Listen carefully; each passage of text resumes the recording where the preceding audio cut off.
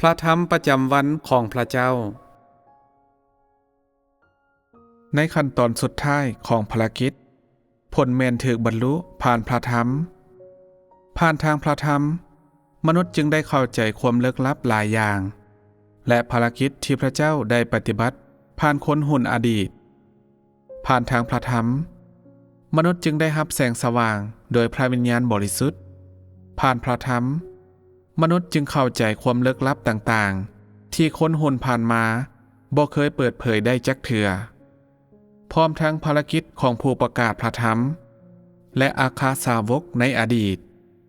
และหลักการที่พวกเขาปฏิบัติภารกิจก็ล้วนแล้วแต่ผ่านทางพระธรรมผ่านทางพระธรรมมนุษย์จึงเข้าใจถึงอุปนิสัยของพระเจ้าพร้อมทั้งเข้าใจความกบฏและการต่อต้านของมนุษย์และเขามาฮู้จักท่าแท้ของตนเองผ่านทางขั้นตอนเหล่านี้ของภารกิจและผ่านทางพระธรรมทั้งหมดที่ได้กล่าวออกมามนุษย์จึงมาเข้าใจภารกิจของพระวิญญาณเข้าใจภารกิจของเนื้อหนังที่บังเกิดเป็นมนุษย์ของพระเจ้าได้ปฏิบัติและยิ่งไปกว่านั้นก็คือเข้าใจอุปนิสัยทั้งหมดของพระองค์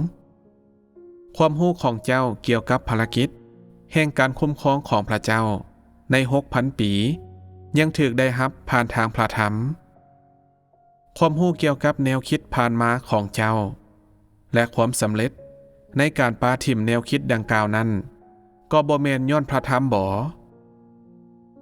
ในขั้นตอนที่ผ่านมาพระเยซูสร้างหมายสำคัญและสิ่งอัศจรรย์แต่ในขั้นตอนนี้แม่นบ่มีหมายสำคัญและสิ่งอัศจรรย์ใดๆความเข้าใจของเจ้าที่ว่าเป็นอย่างพระองค์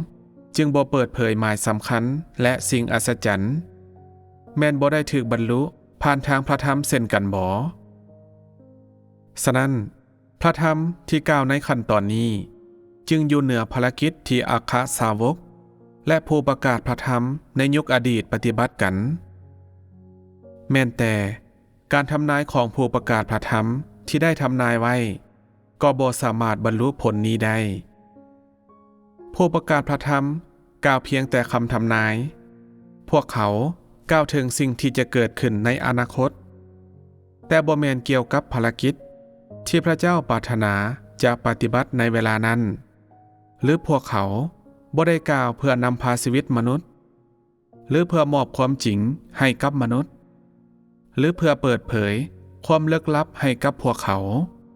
แล้วแหงไก่ที่พวกเขาจะมอบชีวิตให้กับมนุษย์จากบรรดาพระธรรมที่ได้กล่าวในขั้นตอนนี้มีการทำนายและความจริง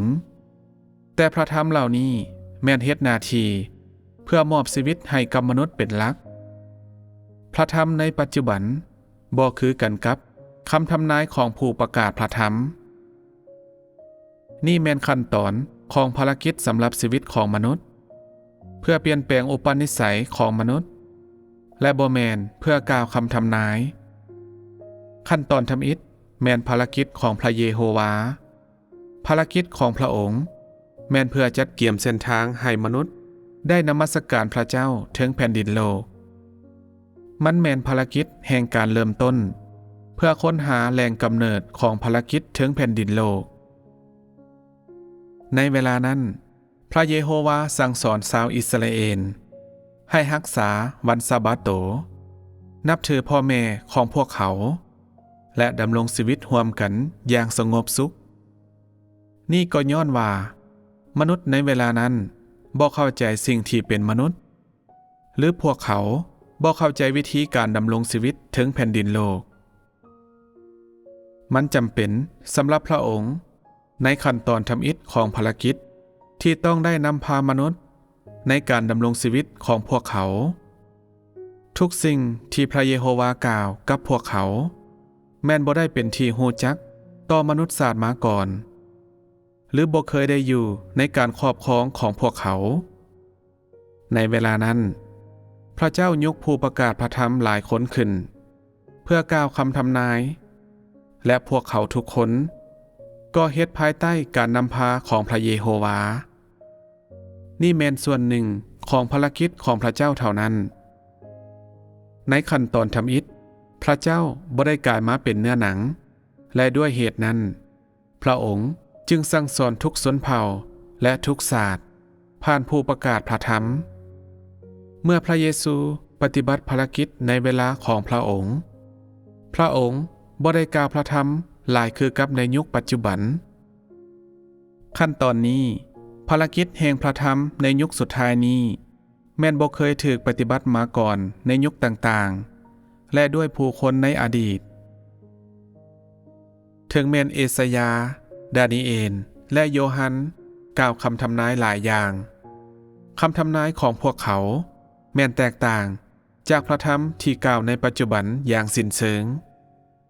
สิ่งที่พวกเขาเว้าแม่นเป็นเพียงคำทำนาย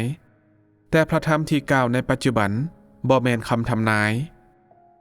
ถ้าเฮาเปลี่ยนทุกสิ่งที่เฮากล่าวในปัจจุบันให้กลายเป็นคำทำนายพวกเจ้าจะสามารถเข้าใจได้บ่สมมุติว่า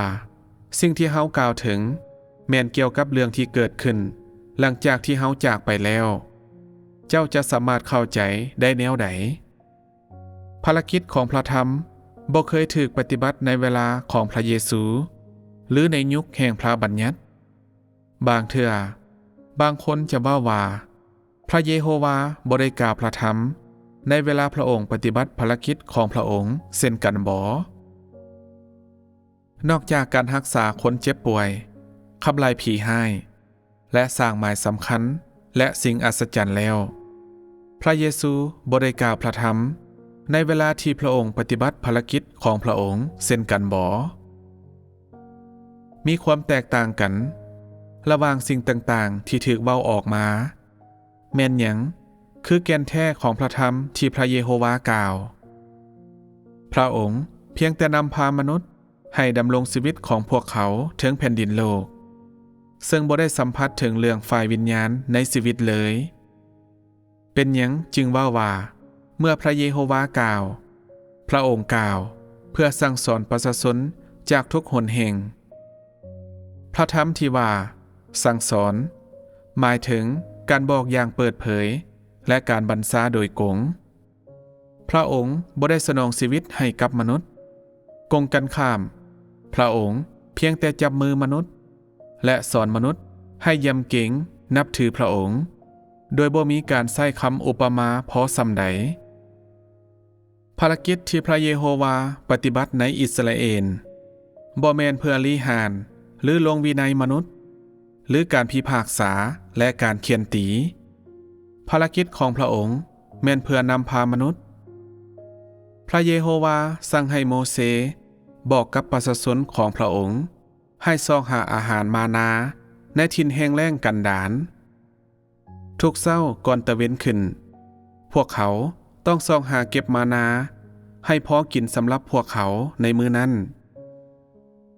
มานาบ่สามารถถือเก็บไว้จนฮอดมื้อต่อไปได้เพราะมันจะขึ้นลาพระองค์บ่ได้สั่งสอนมนุษย์หรือเปิดโปงธรรมชาติของพวกเขาหรือพระองค์บ่ได้เปิดเผยแนวคิดและความคิดของพวกเขาพระองค์บ่ได้เปลี่ยนแปลงมนุษย์แต่กงกันข้าม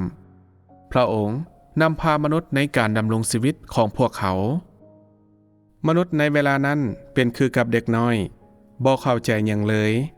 และเพียงแต่มีความสามารถในการเคลื่อนไหวไปมาคล้ายคือจักรกลด้วยเหตุนั้นพระเยโฮวาจึงเพียงแต่บัญญัติข้อกฎหมายเพื่อนำพาปวงชน